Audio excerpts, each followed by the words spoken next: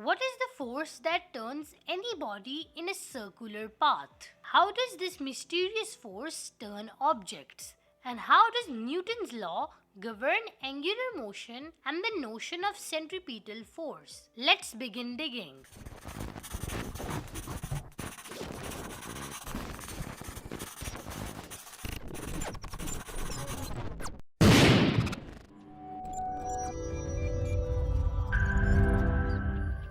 Let's say a ball is moving in a straight line from point A to B. Then it turns to point C and continues to move in a curved path till it reaches point D and stops.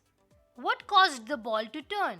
Of course, there was a force required to turn it to point B, because if it weren't for the force, it would have continued to move in a straight line.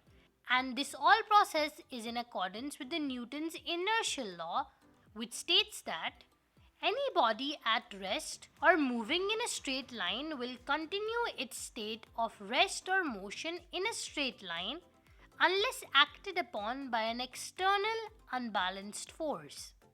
Which also implies that whenever an object is turning, there is a force which causes objects to turn as well. If the ball is attached to a spring and whirled around, the whirling will cause the ball to rotate in a circle and undergo angular motion. Note that the ball continuously changes its direction and it is constantly deviating from its straight path.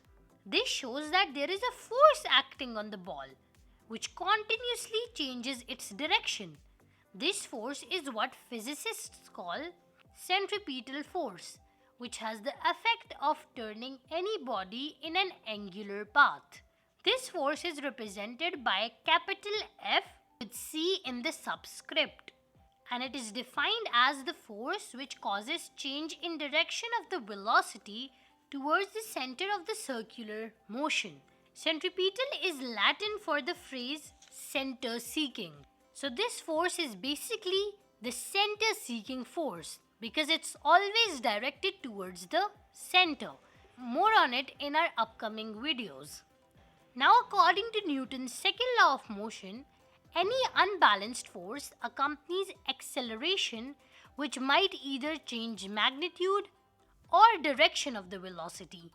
In this case, this unbalanced force that acts towards the center, that is the centripetal force, changes the direction of the motion of the ball, which means there is an acceleration due to centripetal force, which is known as centripetal acceleration. This centripetal acceleration changes the direction of the ball continuously and turns the ball in a circular path. The centripetal acceleration is represented by a small a with an arrowhead and C in the subscript. It is always directed radially towards the center or the axis of rotation. Why directed to the center of the circle? What is meant by the word radially? All explained in our upcoming videos. In our previous couple of videos, we came to know that at every instant the velocity of the ball is tangent to the circle due to inertia. And change in magnitude of these tangential velocities were given by tangential acceleration, where the tangential acceleration was in this direction. This mysterious acceleration that turned the body wasn't tangential acceleration in this case, but centripetal acceleration, just like we have discussed earlier.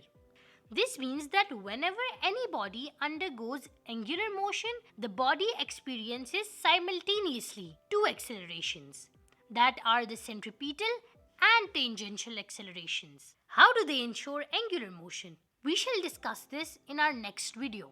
In short, the center-seeking force that turns any object in a circle is called centripetal force, and the acceleration caused by it is called centripetal acceleration. The relationship is given by the Newton's second law, that is, centripetal force equals mass times centripetal acceleration. And the SI unit of centripetal force is same as all forces, as it is a force that is Newton. I hope you get the intuition of centripetal force and acceleration. To memorize the concept permanently, Visit our Smart Ends playlist. In the next video, we are going to understand the real nature of centripetal force. Stay tuned for that. Thank you for watching.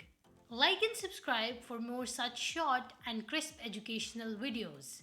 And also find us on social media platforms at Smartitude Official.